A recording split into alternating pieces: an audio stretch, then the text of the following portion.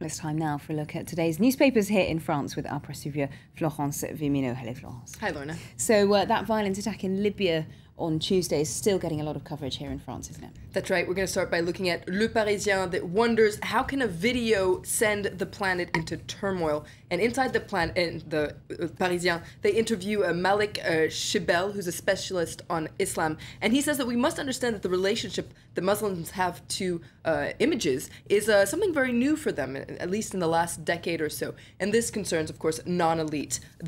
And it says that before any images or portrayal of Muhammad were prohibited. So perhaps this can explain how things got so out of hand. And he says that most Muslims felt deeply insulted by this video. And he says that this is a worse situation than what happened with the Dutch cartoon scandal back in 2005. And he says that he's afraid that things could really get out of hand. Now, it's interesting to note that Le Parisien interviews Muslims here in France to see how they feel about the situation. And though most of the people that they interviewed haven't seen the movie per se, they say that they feel deeply upset by what's going on. Now, some say that they're upset because of the demonstrations that make Muslims look bad, and they're afraid that this could fan the flames of Islamophobia here in France. But others say that they actually feel deeply insulted and can understand the demonstrators. And in fact, some of the people they interviewed said that they could even understand the violence. Wow, okay, so an interesting disparity of views there. But this story also making cover of the right-wing paper, Le Figaro. That's right. Le Figaro says that the anti-American infection is spreading contagiously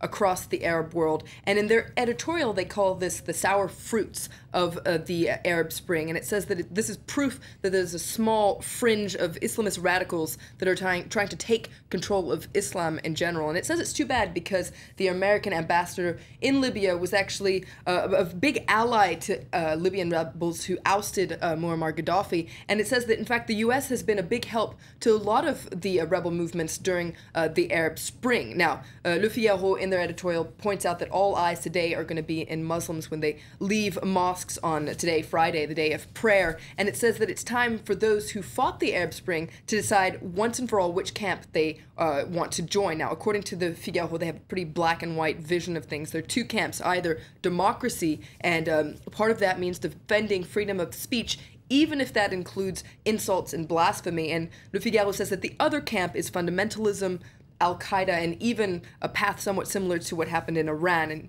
Le Figaro says that it's time for newly elected leaders in the Arab world to prove that they're not a hostage to Islamists and to prove that their version of Islam is compatible with the modern world. Okay, well, meanwhile, onto a different story. France's budget, that's making the front page of the business daily Les Echos. That's right. This comes after La Cour des Comptes, which is a body of the French government that's in charge of auditing public institutions. Yesterday, La Cour des Comptes issued a report on ways the government can reduce its budget deficit. And one of the ways, it's on the cover of Les Echos here, is that it suggested that the government should reduce the fiscal advantages that retirees get, basically cut some of their tax breaks. Now, another way that La Cour des Comptes said that the government could save money is by better managing the social security system, because La Cour des Comptes pointed out that in a lot of ways, French people take advantage of the public health system. Okay, well, moving on to another story that's also getting a lot of attention here in France, and that's the environment, because there's a big summit on that taking place right here in Paris That's this right, Friday. it's a big summit today. Now, pollution is going to be a hot topic, and one issue that's on the table is the fate of diesel cars, which are very polluting and bad for people's health. And now, one question is that's going to be debated is whether or not diesel cars should be banned in the center of town. And Libération, the left-leaning newspaper, looks at this, and one actually explores it further. Should diesel cars be banned in general? Now, in their editorial, Libération says there's no doubt about it. Diesel cars are bad for people's health, and the gas emission actually from diesel cars can lead to cancer. But Libération points out that diesel is cheaper to buy than other petrol because the government keeps the prices down. And so because of this, people keep buying diesel cars, and car makers keep making them. Now, according to Libération, the situation is proof of how it's hard to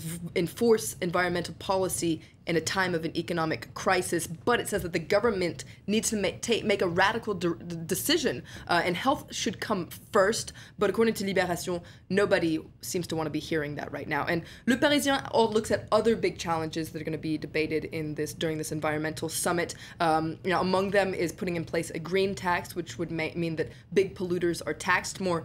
And of course, the other big issue, and there's a photo there, is nuclear energy. François Hollande promised to reduce the proportion of nuclear energy in the production of electricity from 75 to 50% by 2015.